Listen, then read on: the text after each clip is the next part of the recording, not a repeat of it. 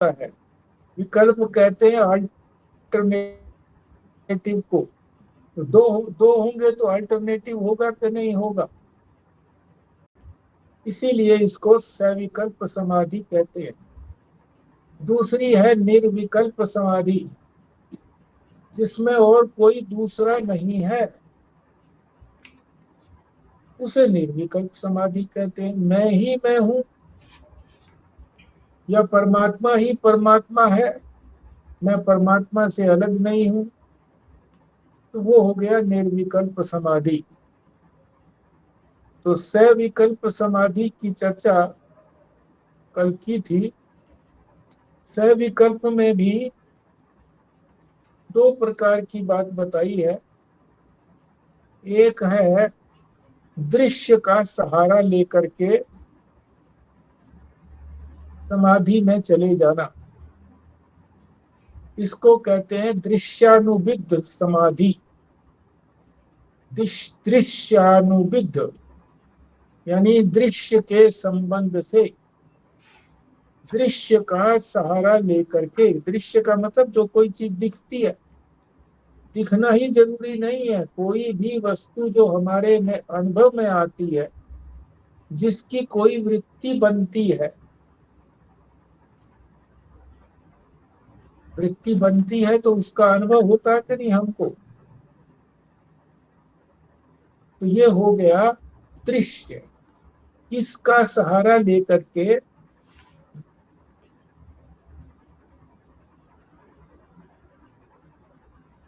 सविकल्प समाधि में चले जाते हैं।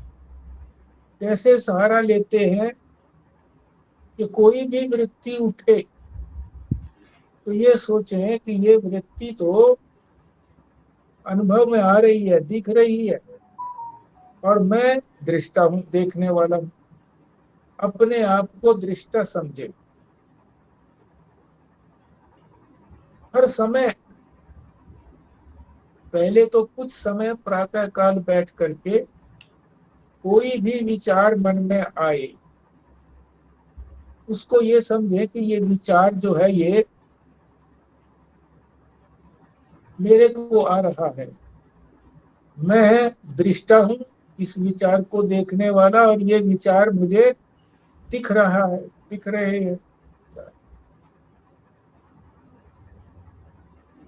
ऐसा सोचते सोचते दृश्य को छोड़ दें और अपने दृष्टा में स्थित हो जाएं। अब दृश्य नहीं है, मैं ही मैं हूं, मैं दृष्टा हूं। ये है दृश्यानुविद्ध समाधि। ये ध्यान करने की पहली सीढ़ी है। उसके बाद फिर दूसरी सीढ़ी में शब्दानुविद्ध, शब्द का सहारा लेना पड़ेगा। शब्द का क्या सहारा लेंगे? आत्मा का जो स्वरूप है, आत्मा के जो लक्षण है, असंग है, सच्चिदानंद है।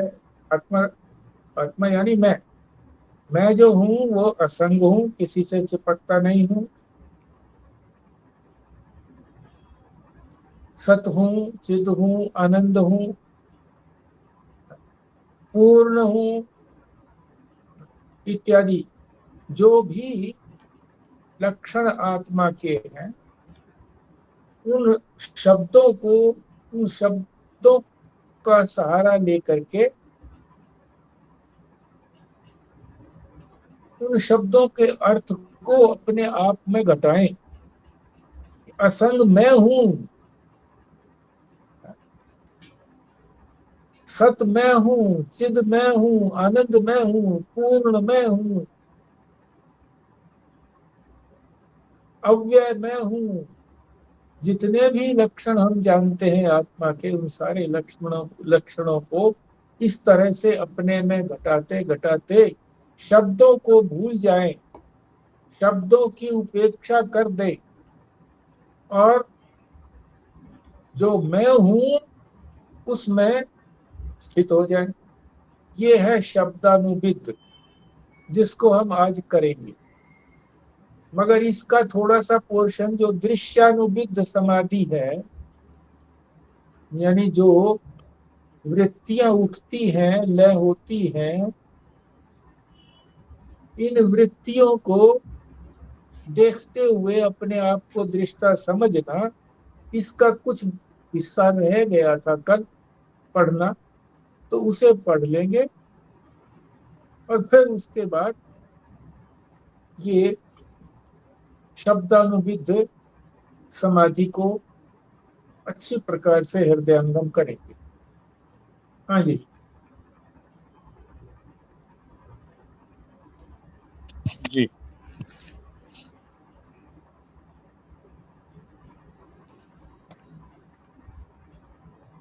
ये दर्शनानुविद का जो है शुरू से ही पढ़ लेते हैं जी, जहां से शुरू है व्याख्या इसकी ना, ज्यादा बड़ा नहीं है।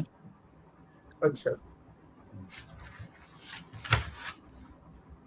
संस्कृत में समाधि शब्द पुल्लिंग है, इसलिए उसका सर्वनाम अयम पुल्लिंग का प्रयोग किया गया है। दृश्यानुविद सविकल्प समाधि में आत्म चैतन्य का स्मरण किया जाता है। हम विचार करते हैं कि मन में कामादि वृत्तियां उठती हैं, मैं उनका साक्षी हूँ। मैं काम वृत्ति नहीं हूँ, मैं क्रोध वृत्ति नहीं हूँ। वृत्तियों का आना जाना मन में होता है, मैं मन से भिन्न उसका साक्षी चेतन हूँ। इस प्रकार जब दृश्य को देखकर दृष्टा के अस्तित्व का चिंतन किया जाता है, तो उसे दृश्यानुविद समाधि कहते हैं। इसमें ये दृष्टा के अस्तित्व की जो बात हो रही है, वो चेतन की बात हुई जी।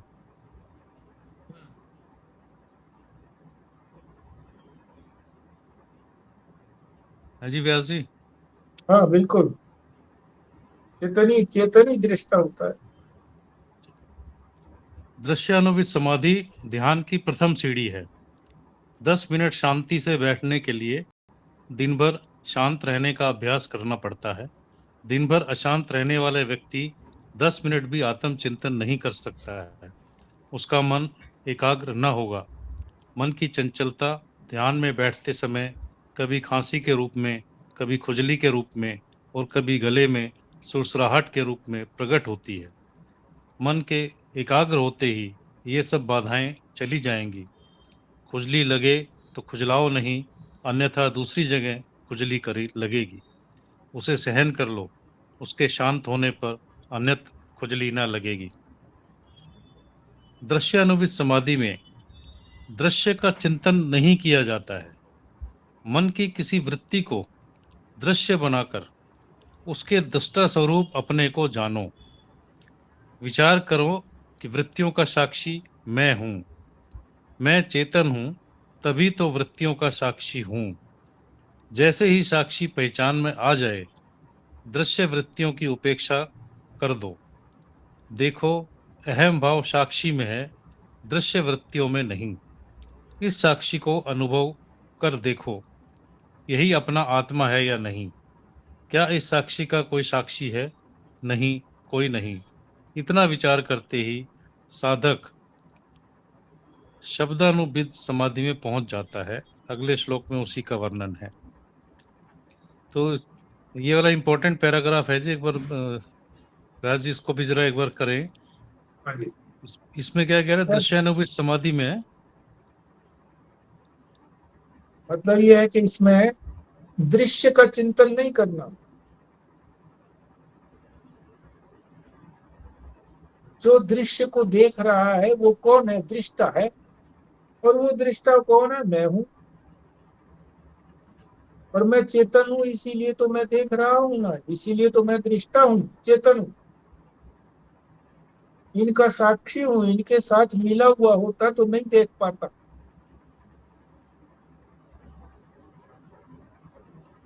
और जैसे ही ये देखते देखते, बस देखते भर रहो, साक्षी बने रहो, दृष्टा बने रहो। और देखते देखते ही जब अपनी पहचान हो जाए, तो जिसको देख रहे हैं हम, दृश्य को, उसकी उपेक्षा कर दो। उपेक्षा का क्या मतलब है? उसकी तरफ ध्यान ही मत दो। अपने में ही बैठे रहो बस, कि मैं ही दृष्टा ही हूं, बस चेतन ही हूं, साक्षी हूं। अब ये दृश्य जो है आते जाते रहते हैं, वृत्तियां आती जाती रहती है, मेरा इनसे कोई मतलब नहीं है।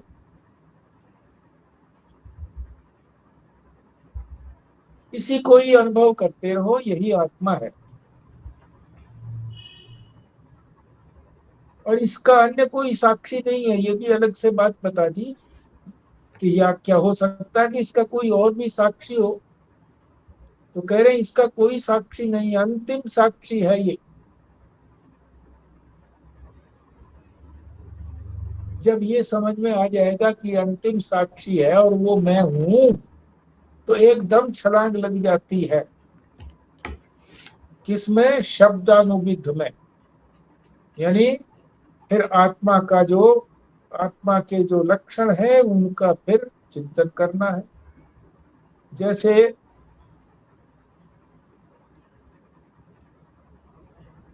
वो एक गेम होता है ना, जिसको बहुत लंबी बांसा होता है, जिसको वो लोग कहेंगे, क्या कहेंगे, उसको पकड़ करके जब छलांग लगाते हैं ना उसको, तो उस बांस को तो छोड़ देते हैं। जब ऊंचाई पर पहुंच गए, बांस को छोड़ दिया और अगले रस्सी से परे नीचे कूद गए। तो यही कह रहे हैं ये कि दृश्यानुविद, दृश्य को देखते देखते अपने आप को जब दृष्टा अनुभव करेंगे, वृत्तियां आती जाती रहेंगी, मैं उनका साक्षी हूं। जब ये साक्षीपना अपना पक्का हो जाता है और ये भी पता लगता है कि ये अंतिम साक्षी है, इसका कोई और साक्षी नहीं है, तो फिर एकदम जो है हम किस में पहुंच गए? अपनी आत्मा में पहुंच गए। अब आत्मा में जो लक्षण है आत्मा के, उनका चिंतन करना शब्दानुविद अगले श्लोक में आएगा, 25वें। इसमें ना थोड़ा कंफ्यूजन हो रहा है, क्योंकि ऐसे लग रहा है जब दृश्यानुविद से आप कह रहे हो शब्दानुविद पे चले गए, पर ये लग रहा है कि ये तो निर्विकल्प पे ही पहुंच गया। जब शब्दानुविद पे पहुंच गया तो निर्विकल्प ही हो गई, क्योंकि वो तो अपनी आत्मा में ही पहुंच चुका है।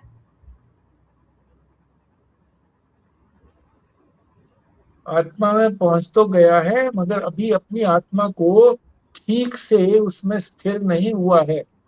तो आत्मा के जो लक्षण है वो अपने में घटाते रहने हैं। जब वो पूरी तरह से घट जाएंगे, तब न शब्द रहेंगे न दृश्य रहेगा।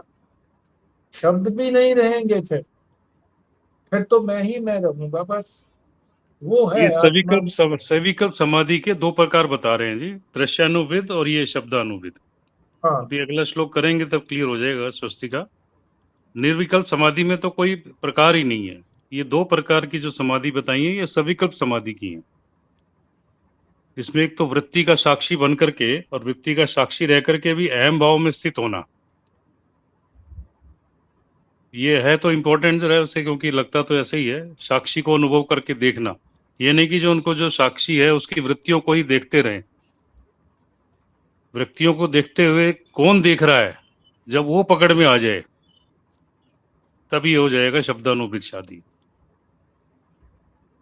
अच्छा, शुरू में तो जैसे कहा था ना कि ये इसके 2 पार्ट हैं सविकल्प समाधि के, पर अब इसको पढ़ के ऐसे लग रहा है कि पहले दृश्यानुविद में पहुँचेंगे।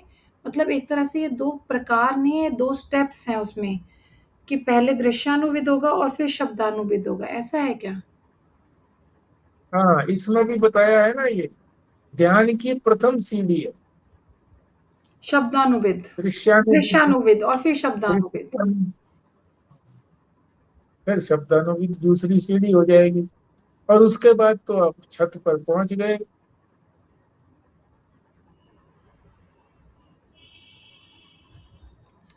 तो फिर जब शब्दानुविद से निर्विकल्प में जाएंगे तो वो बस एक तरह से वो हो गया कि उस निश्चय में, निश्चय तो हो गया, पर जैसे हम कहते हैं निध्यासन करना या उस निश्चय में बैठना, ये वो चीज हो जाएगी ना फिर जब हम यहाँ से शब्दानुविद से निर्विकल्प में पहुंचेंगे तो। पहले तो दृश्य को छोड़ा था, अब जो है ना, जो आत्मा के लक्षण हैं, उन लक्षणों को याद करना छोड़ दिया। वो लक्षण हमारे में ही घट गए, मैं ही हो गया। मतलब वो जो प्रयास से जो हम कर रहे थे अब वो सहज समाधि बन गई एक तरह से जब निर्विकल्प में पहुंचे हाँ, तो। अब प्रयास समाप्त हो गया। अब उसमें पहुंच गए हम, समाधि में पहुंच गए। निर्विकल्प है, उसमें कोई विकल्प नहीं है, अल्टरनेटिव नहीं है किसी तरह का। पहले तो अल्टरनेटिव था, दृश्य का भी और शब्द का भी। अब कोई अल्टरनेटिव नहीं है। तो इस 25वें श्लोक का पहले पाठ करते हैं। आप लोग भी ध्यान से सुनना, आप भी पाठ करेंगे।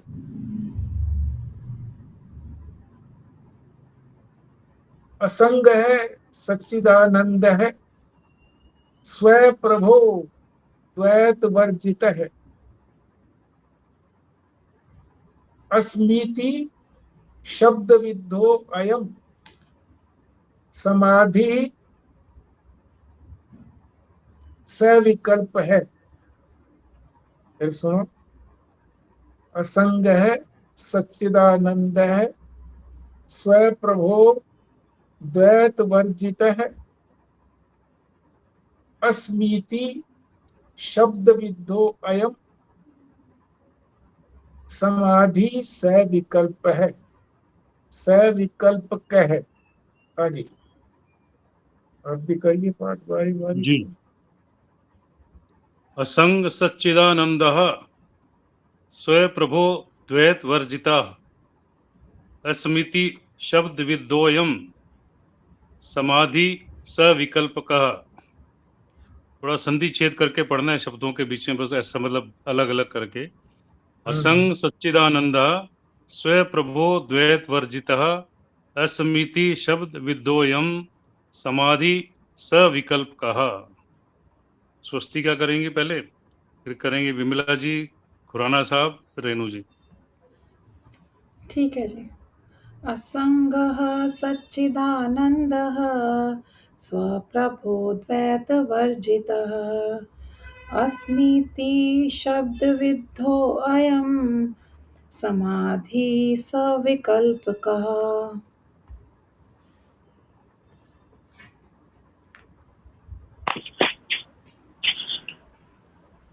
असंगः सच्चिदानन्दः स्वप्रभो प्रभो द्वैतवर्जितः अस्मिति शब्दविद्धोऽयं समाधि सविकल्पकः।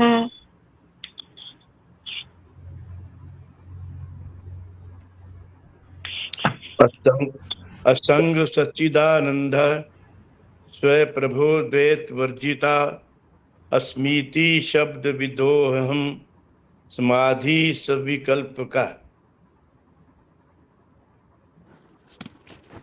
असंग सच्चिदानंद सप्रभो द्वैत वर्जिता अस्मिति शब्द विधो अयम समाधि सविकल्पका। ठीक है, सबने बिल्कुल ठीक और पढ़ा। सबने सही उच्चारण कर दिया जी पहली बार में जो है। अब सब हाँ, हाँ, परफेक्ट होते जा रहे हैं धीरे धीरे जी सब। हाँ जी। अर्थ समझ लेते हैं इसका। स्पष्ट है, असंग यानी किसी के साथ भी संग नहीं होता, चिपकता नहीं है।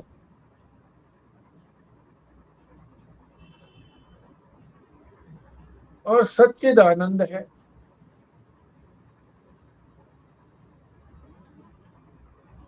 इस शब्दानुविध समाधि के अंदर है, किसी से चिपकता नहीं है, और सत भी है, चिद भी है, आनंद भी है। अपने आप को इस प्रकार से चिंतन करता है कि मैं असंग हूं, सत हूं, चिद हूं, आनंद हूं। स्वयं प्रभो,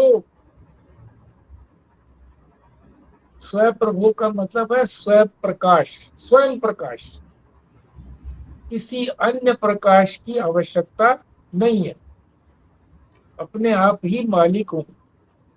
प्रभु का मतलब होता है मैं मालिक हूँ, अपना प्रकाश मेरा अपना ही है, मैं तो दूसरों को प्रकाश देता हूँ, मेरे प्रकाश से सभी प्रकाशित होते हैं, कोई मुझे प्रकाशित नहीं करता। स्वयं प्रभु यानी स्वयं प्रकाश, द्वैत वर्जित है, इसमें द्वैत नहीं है, तो नहीं है, मैं ही मैं।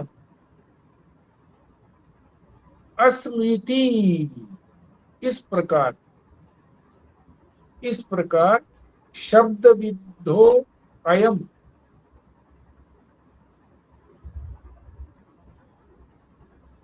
ये जो है शब्द से संबंधित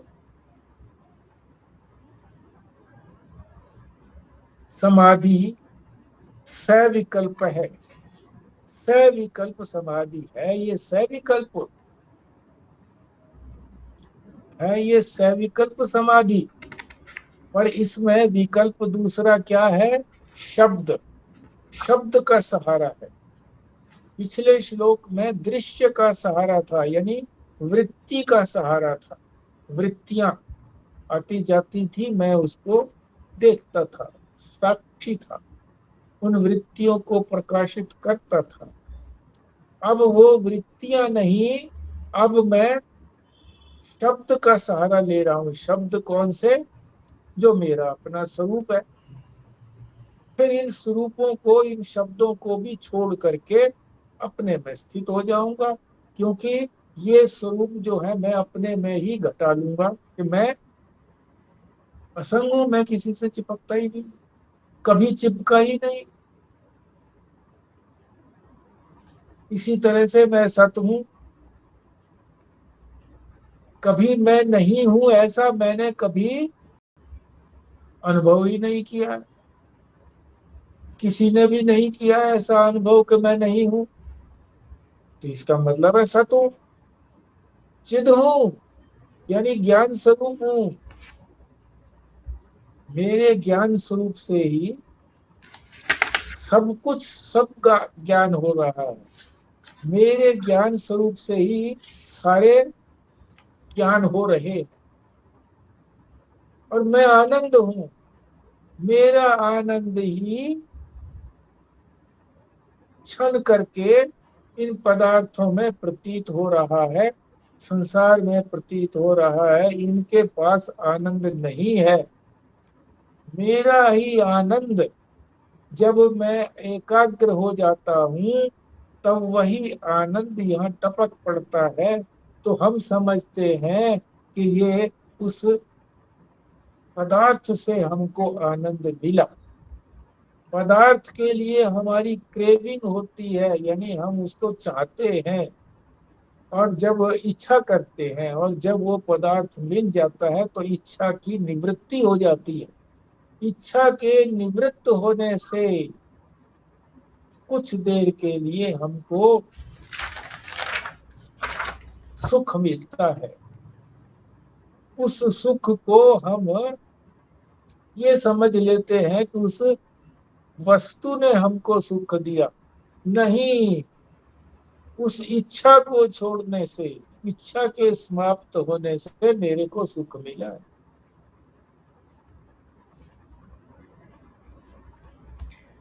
ये जो शब्दानुविद है, इसमें क्या साधक बोलता है, मुंह से शब्द बोलेगा कि मैं संग हूँ, मैं स्वयं प्रकाश हूँ, या मैं द्वैत वर्जित हूँ? हाँ, मन मन में इसका चिंतन करना है असंग का, और फिर असंगता का अनुसंधान करना है, खोज करना है कि कैसे असंग हूँ, कैसे सच्चित आनंद हूँ, कैसे मैं स्वयं प्रकाश हूँ, और कैसे मैं दूसरा द्वैत है ही नहीं। जो दूसरा हमको दिखता है वो तो मिथ्या है, तो मिथ्या वस्तु जो है वो, उससे द्वैत नहीं होता। इस तरह से चिंतन करना है, सहारा लेकर के। सहारा भी किसी भी शब्द का नहीं दिया है सहारा, जो शास्त्र ने शब्द दिए हैं आत्मा के, उन शब्दों का सहारा लिया है। उन शब्दों का अनुसंधान करते करते शब्दों को भूल जाना है, और अपना जो स्वरूप है कि मैं जो हूँ वो असंग ही हूँ, मैं सच्चित आनंद ही हूँ, इस प्रकार से उसमें स्थित होना है। हाँ जी। जी, व्याख्या पढ़नी है जी। स्वस्तिका का जो प्रश्न है इसमें उत्तर मिल जाएगा करके व्याख्या पढ़ती हैं। हाँ जी। दृश्यानुविद समाधि में दृश्य की सहायता से अपने साक्षी स्वरूप को खोज लिया जाता है। इस साक्षी को दृश्य नहीं बनाया जा सकता है। अब साक्षी के अस्तित्व अस्तित्व आदि लक्षणों का चिंतन करना अब साक्षी के अस्तित्व आदि लक्षणों का चिंतन करना शब्दानुविद समाधि है। इस समाधि में शब्द का सहारा लिया जाता है, इसलिए उसे शब्दानुविद कहते हैं। और यह स्मरण रहने के कारण कि मैं समाधि का अभ्यास कर रहा हूँ, इसे सविकल्प समाधि कहते हैं। आत्मा के किसी लक्षण को लेकर अपने आप में उसे अनुभव करने का अभ्यास करना चाहिए। उदाहरणार्थ, आत्मा असंग है। असंग शब्द का धीरे से स्मरण कर अपने आप को देखो, मैं असंग हूँ। बृहदारण्यक उपनिषद में मंत्र है, असंगो अहि अयम पुरुषः। यह आत्मा असंग है। गीता में भी असंग शस्त्र से संसार वृक्ष काटने का निर्देश दिया गया है। असंग शस्त्रेण दृढ़ेन छित्त्वा। अपने हृदय की गहराई में नीचे लिखे शब्दों को धीरे से बोलो और अपने को असंग अनुभव करो। हाँ जी, बताएं।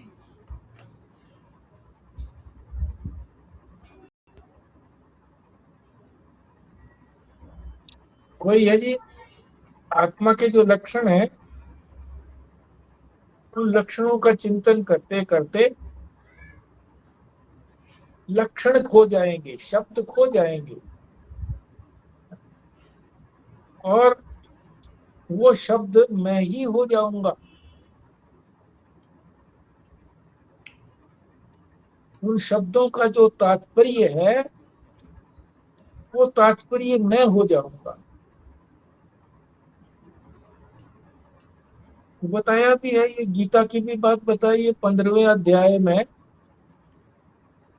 ये चौथे श्लोक का है।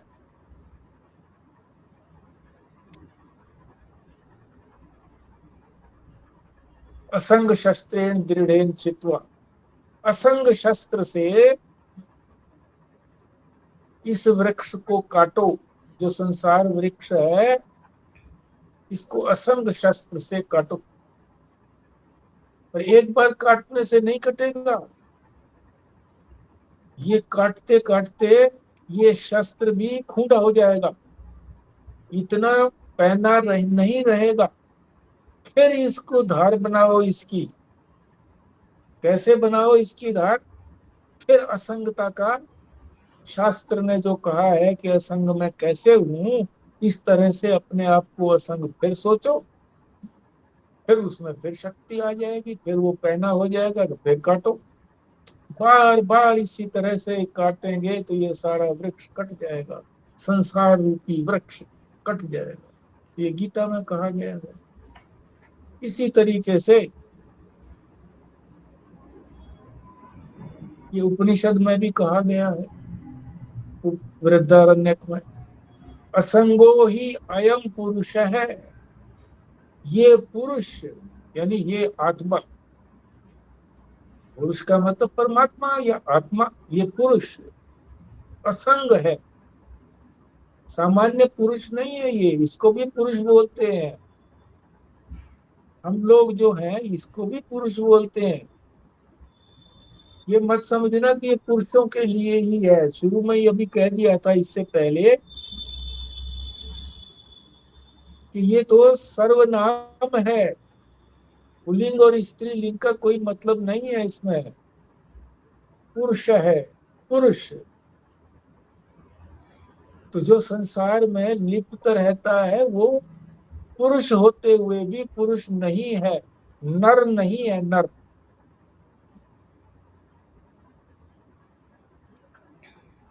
तो जो कौन पुरुष है? जो असंग है। ये पुरुष असंग है, ये आत्मा असंग है।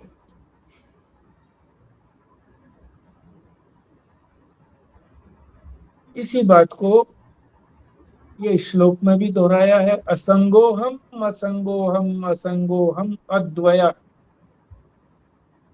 3 बार असंगोहम कहा कि मैं असंग हूं। अहम माने मैं असंग हूं, मैं असंग हूं, मैं असंग हूं।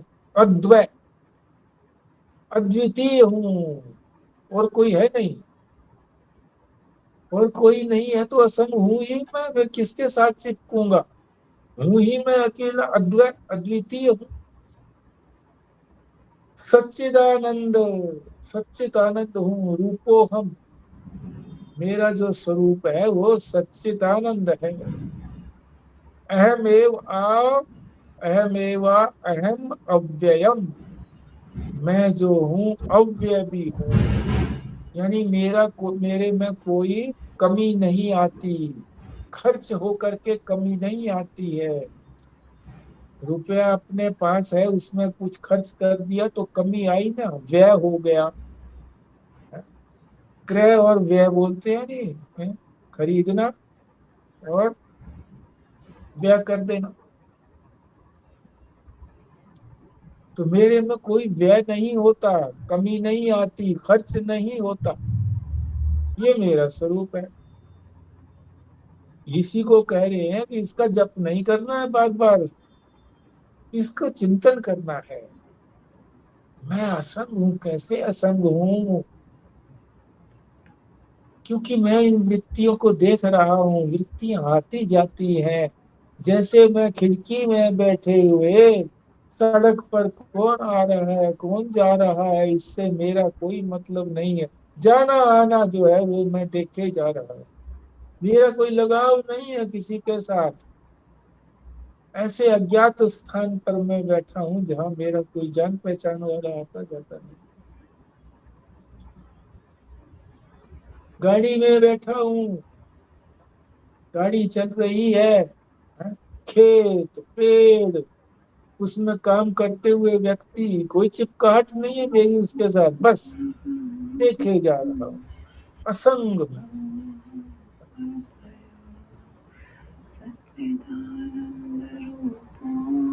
दूसरा कोई है ही नहीं। और फिर सच्चिदानंद हो, सत का चिंतन करो, चिद का करो, आनंद का करो। और मेरा कोई व्यय होता नहीं है।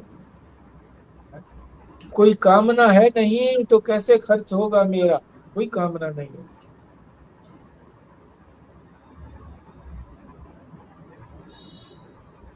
तो इस तरह से अनुसंधान करके, खोज करके,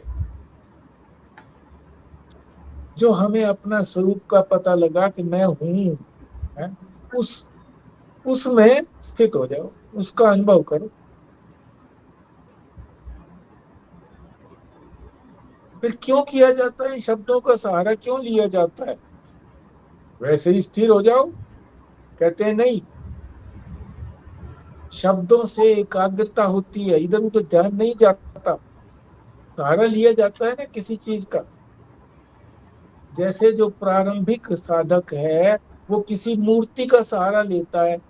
कौन सी मूर्ति? जो उसको इष्ट है, जो उसको प्यारी लगती है मूर्ति, कृष्ण की, राम की, कबीर की, किसी की भी मूर्ति प्यारी लगती है, उसका सहारा लेकर के इधर उधर ध्यान नहीं जाता, आंखें इधर उधर नहीं जाती हैं, उसी को ही देखती रहती है। एकाग्रता के लिए इन शब्दों का सहारा लिया जाता है। और शब्दों को का जो अर्थ है क्या कह रहे हैं वो शब्द, उस शब्द को ग्रहण किया जाता है, उसके साथ अपनापन किया जाता है, एकता की जाती है, तादाद में किया जाता है कि मैं वही तो हूँ, इससे अलग नहीं हूं मैं, जो अर्थ है उसका उससे अलग नहीं हूं मैं। और इसी चीज का हमेशा स्मरण रखना है। तो प्रारंभ में तो अभ्यास है, कोई एक स्थान पर बैठ करके कुछ समय के लिए किया जाएगा। फिर जब ये ध्यान पक्का हो जाता है इस तरह से, तो फिर और भी प्रयास किया जाता है कि दूसरे समय में भी हम इसी प्रकार का ध्यान बनाए रखें, कि कोई भी दृश्य आए उसको भी ना देखें, अपने आप को ही ये स्मरण करते रहें कि मैं तो असंग हूं, मैं इसके साथ कैसे चिपक सकता हूँ, ये भोजन है मैं इसके साथ कैसे चिपकता हूँ, मेरी कैसे आसक्ति हो सकती है, जो मिले सो खा लेता हूँ मैं असंग हूँ इसलिए मैं, मेरी कोई आसक्ति नहीं है इस भोजन में भी। कोई क्रिया कर रहे हैं हम, मेरी कोई आसक्ति नहीं है, चिपका हुआ नहीं हूँ, व्यापार कर रहे हैं तो ये आवश्यक नहीं है कि ये जो चीज है मेरे को ऑर्डर मिल ही जाएगा, मिले ना मिले, क्योंकि मैं तो असंग हूँ। मिल जाएगा तो कौन सा मेरा, मैं कोई बिरला टाटा हो जाऊंगा, नहीं मिलेगा तो कौन सा मैं भिखारी हो जाऊंगा।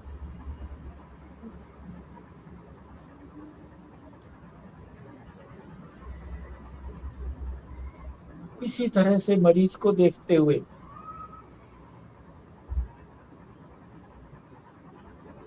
असंग हूं, अपना प्रयत्न कर रहा हूं, जो कुछ ज्ञान परमात्मा ने मेरे मस्तिष्क में दिया है, मेरा मस्तिष्क बनाया है, अनुकूल परिस्थितियां दी हैं, तो ये योग्यता उसी की दी हुई है, मेरा इसमें क्या है। भरसक प्रयत्न करके मैं उसको औषध दे रहा हूं। आई ट्रीट, ही क्योर्स, मैं तो केवल इलाज करता हूं, ठीक तो वो करता है परमात्मा, मैं तो ऐसा। इस तरह से सोचते रहें, कोई भी क्रिया करें इसी तरह से। परमात्मा ने कर्तव्य दिया है इन बच्चों का, तो लालन पालन कर रहा हूँ, शिक्षा कर रहा हूँ, जो भी दायित्व दिया है उसने, उस दायित्व को पूरा कर रहा हूँ। अब ये तो परमात्मा ने करना है, सफलता है सफलता उसके हाथ में है।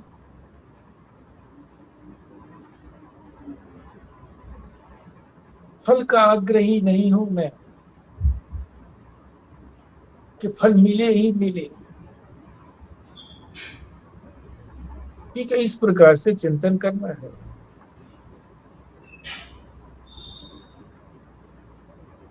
तो मैं जब लिप्त नहीं होऊंगा किसी चीज से,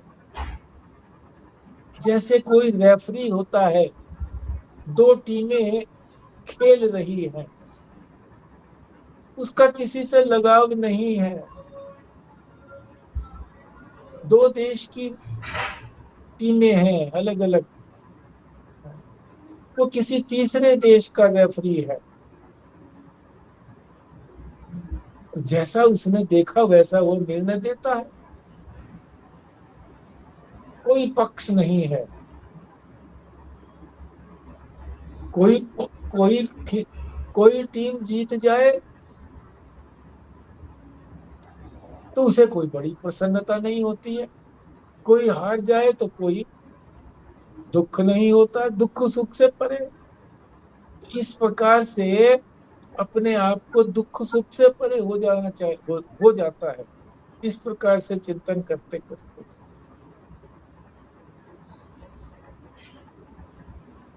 तो ये नहीं कि मैं बैठा हुआ हूं तो ही मैं असंग हूं, 10 मिनट के लिए सुबह बैठ गया तो ही असंग हूं, नहीं, हर समय असंग, कार्य व्यापार करते हुए भी मैं असंग हूं। तो इस प्रकार से केवल असंगता की बात ही नहीं, और शब्दों को भी बारी बारी से चिंतन करते रहना है। हाँ जी,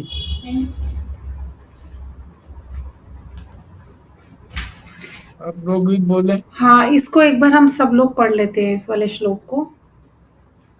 हम्म।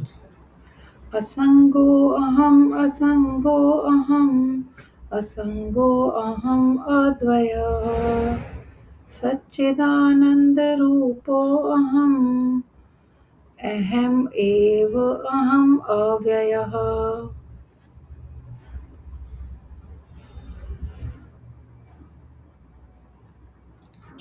जी।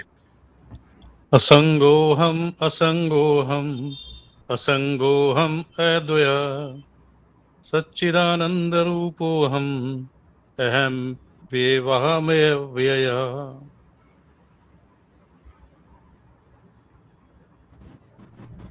असंगोहम असंगोहम असंगोहम अद्वितीय सच्चिदानंद रूपो अहम अहमेव अहम व्यय। ये जो पहली अव्यय। अहमेव अव्यय। पहली लाइन की जो लास्ट वर्ड है ना, अद्वय है ना, मतलब जो जिसमें द्वैत नहीं है, यही कहना चाहते हैं ना अद्वय का मतलब। हाँ, अद्वय, अद्वितीय तो अर्थ बताया था, शब्द तो यहाँ अद्वय है ना, तो जिस चीज का पाठ कर रहे हैं तो वही बोलना चाहिए ना। हाँ, हाँ नहीं, मैं जी। ये पूछी थी अद्वय का मतलब यही है ना जिसमें दो ना हो, जिसमें एक ही हो। हाँ, दो ना हो, दो ना हो तो एक ही होगा।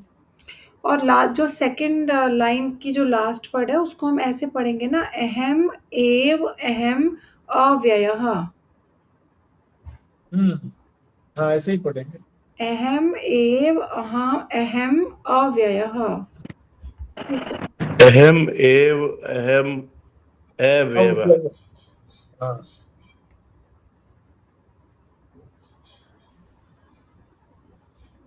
असंगो अहम् असंगो अहम् असंगो अहम् अद्वयः सच्चिदानन्दरूपो अहम् अहम् एव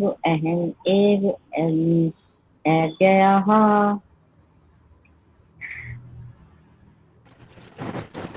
असंगो अहम असंगो अहम अद्वय सच्चिदानंद रूपो अहम एव अहम अव्यय।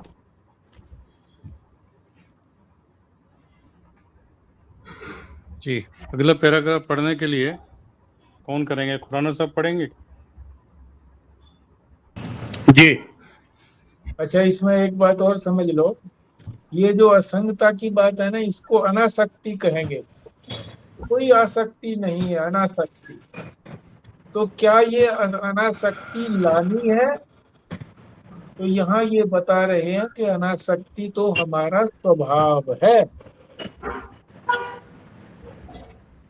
म्यूट कर लो खुराना जी, बोल तो नहीं रहे ना आप? जब भी म्यूट करने का अभ्यास कर लिया करो बार बार। ये तो हमारा स्वभाव है अनासक्ति का। हम किसी के साथ चिपकते थोड़ा ही हैं, बताइए। शरीर से हम किसी के साथ चिपकना चाहें तो क्या चिपक सकते हैं हम? कितनी देर चिपके रहेंगे? नहीं, चिपक सकते ही नहीं। इंद्रियां हमारी जो है, आंख समझ लीजिए, कान लीजिए, आंख क्या किसी रूप के साथ चिपकती है क्या? गुलाब का फूल देखा उसने, अगर वो चिपकती तो गुलाब का फूल ही उसकी आंख हमेशा उसको दिखता। अब उसने गुलाब के फूल को देख करके फिर चमेली का फूल देखा तो चमेली का दिख गया, गेंदे का देखा तो गेंदे का दिख गया। अगर वो किसी के साथ चिपकती इंद्री हमारी, तो दूसरे को कैसे देख पाती नहीं, देख पाती ना। कान का भी ले लो, कान से जो हम एक स्वर सुनते हैं, कोई मधुर स्वर आया तो मधुर सुन लिया, कठोर स्वर आया तो वो सुन लिया, कोई विभत्स जो था स्वर आया तो विभत्स सुन लिया, कोई श्रृंगार का शब्द आया तो श्रृंगार का सुन लिया। चिपके तो नहीं, हमारी इंद्रियां भी नहीं चिपकती हैं और मन भी नहीं चिपकता है। मन किसके साथ चिपकता है? किसी के साथ भी नहीं चिपकता। बुद्धि भी नहीं चिपकती। हमने कोई निश्चय किया, बचपन में हमारा कुछ निश्चय था, गुड्डे गुड़ियों से खेलते थे, कंचों से खेलते थे, वही हमारे लिए था, कोई छीन लेता तो रोते थे। अब उसकी कोई वैल्यू नहीं, अब रुपए की वैल्यू है। और रुपयों से भी हम कहाँ चिपकते हैं। रेड पड़ जाए तो वो रुपयों को हम फेंकते हैं कि किसी तरह से पता न लगे। चिपकते हैं ही नहीं, स्वभाव ही नहीं है हमारा ये। और दूसरा ये है कि रात में गहरी नींद में जब हम सोते हैं तो हम क्या किसी के साथ चिपकते हैं? ना शरीर के साथ, ना अपनी इंद्रिय मन बुद्धि के साथ, कोई भी नहीं होता। अगर चिपकते होते तो गहरी नींद में भी तो हम अपने आप को जानते रहते कि मैं शरीर हूँ, इंद्रिय मन बुद्धि आदि हूँ। और इसी तरह से जागृत में जो कुछ इंद्रियां वगैरह हमारी हैं, स्वप्न में तो वो इंद्रियां होती नहीं है, वो वस्तुएं होती नहीं है, मगर दूसरी वस्तुएं होती है। अगर हम इसी शरीर के साथ, इसी इंद्रियों के साथ चिपकते होते तो स्वप्न के अंदर हम कैसे देख पाते? तो ये हमारा स्वभाव है, चिपकते नहीं, अनासक्ति। और महाराज जी ने तो एक बार ये कहा था कि आसक्ति अनासक्ति लानी है। क्यों?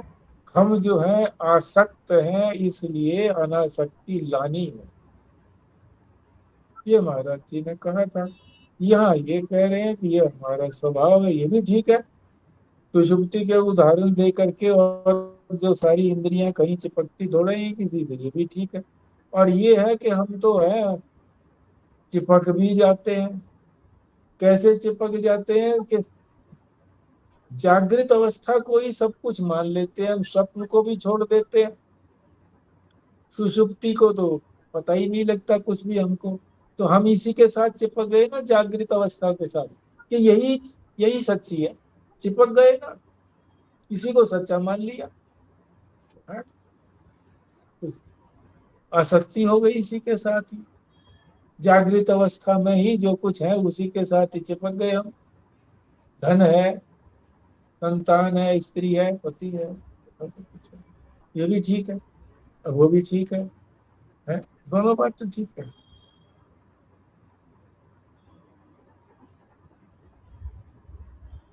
बात तो इसमें वो भी ठीक है जी, वैराग्य तो लाना पड़ेगा जी।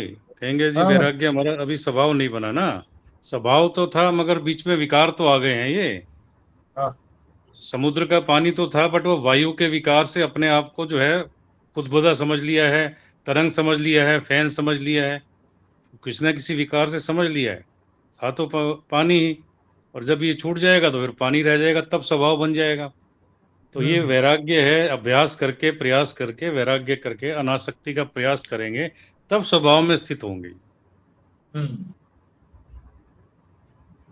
करेंगे, पाठ करेंगे जी कुराना सभा के इसका। मेरा थोड़ा डाउट है अभी इसके बारे में।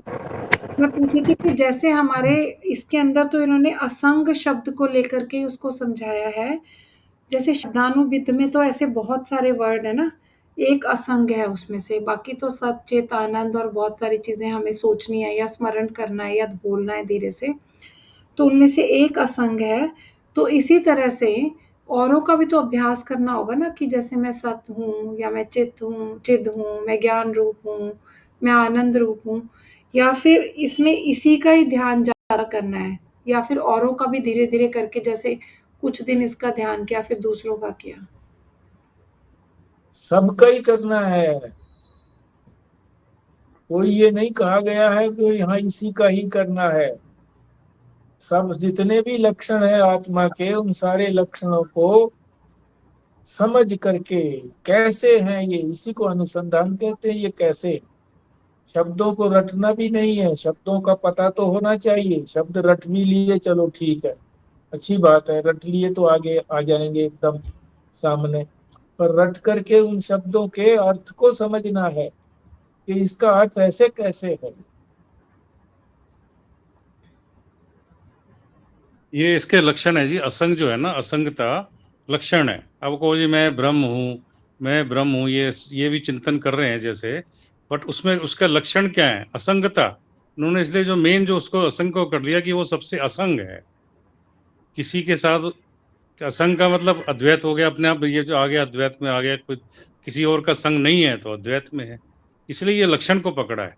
लाभकारी तो सबसे ज्यादा लाभ इसी से लगना है कि असंग करने का, अपने आप को इस तरह का चिंतन करने का। बाकी जिस भी चीज से आपको इसका अनुभव होता हो करके उसका चिंतन कर सकते हैं। बाकी ये देखो, लक्षण की बात की है। अगर असंग ही एक बात होती तो फिर आगे जो और लिखे हुए हैं, सच्चिदानंद है, अद्वय है, अव्यय है, ये ना लिखा होता। नहीं, वो सब लक्षण है जी, कि कोई भी लक्षण की बात करें, किसी भी लक्षण का हाँ, चिंतन करते हुए। किसी भी लक्षण का चिंतन करके आपने जैसे कहा था कि भाई असंग जो है ना, ये हमने सब में, अब आपने कहा ब्रह्म, तो ब्रह्म में असंगता की बात नहीं करनी, ब्रह्म में तो व्यापकता की बात करनी है। मैं व्यापक हूं, तो अपने को एक कॉर्नर में नहीं रखना है। सारे चिंतन जितना भी हैं शब्दों के, वो सारे समझ करके उनको चिंतन, जिस चीज को समझ लिया उसको चिंतन करते रहो। बाकियों के लिए जो है ना, उसको अनुसंधान करते रहो, ये कैसे है, ये कैसे है, ये कैसे है। तो हमारे जो साहित्य है उसमें दुनिया भर की चीजें इसी तरह से लिखी हुई है। तो मुझे लगता है हाँ वैसे, जी। क्योंकि असंग को शायद इन्होंने इसलिए इतना महत्व दे दिया है, क्योंकि हम सारे जो है ना, मतलब मोह के पाश में है ना, बंधन में बंधे हुए हैं बहुत सारे, अविवेक के कारण। तो फिर वो सोचते हैं कि थोड़ा वैराग्य आए लोगों में, तो वो असंगता सोचने से वैराग्य आएगा।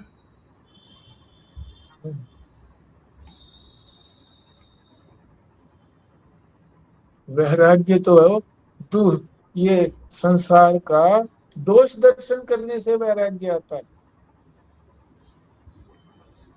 जब तक इसका दोष दर्शन नहीं करेंगे संसार का, तो हम चिपके रहेंगे, ये हमें महत्व का लगता रहेगा, इसमें हमको सुख मिलता रहेगा। इसमें दोष दर्शन करना है, वैराग्य के लिए दोष दर्शन।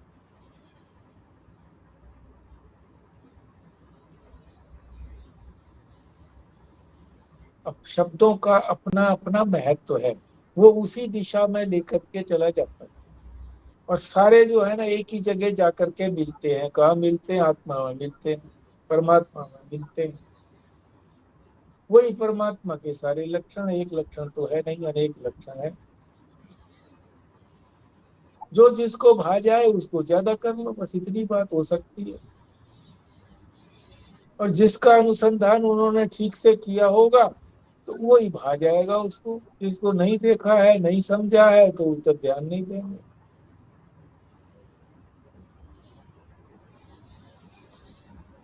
तो यहीं पर विश्राम करेगी।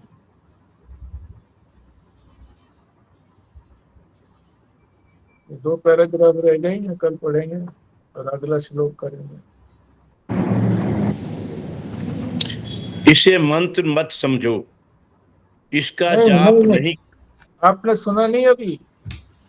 यहीं पर विश्राम करते हैं हाँ खुराना जी, जी। समय भी हो गया अच्छा है बात, करके, समय ठीक भी है। हो गया, अगली कल से शुरू करेंगे जी। उसके बाद खुराना सब करेंगे जी पूर्णाहुति।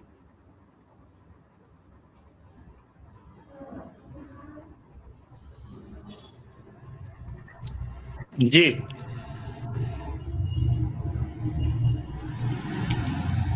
ओम पूर्णमदः पूर्णमिदं पूर्णात् पूर्णमुदच्यते पूर्णस्य पूर्णमादाय पूर्णमेवावशिष्यते।